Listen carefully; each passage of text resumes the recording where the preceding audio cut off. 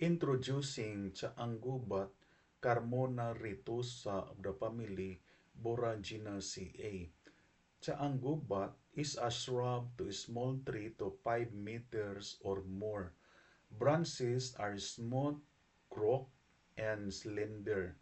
Leaves are alternate, oblong ovate to broad lanceolate to 10 centimeters long, pointed at the tip and rounded at the base. The inflorescence is terminal and features small, white, fragrant, and clustered flowers. Chaanggubat is endemic to the Philippines.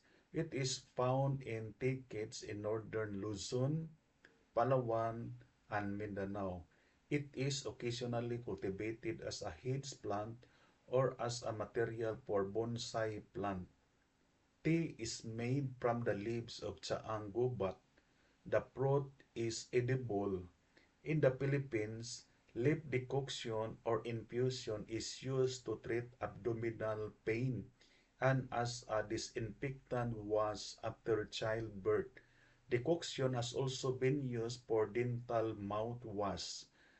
Root decoction is used as an antidote for vegetable poisoning.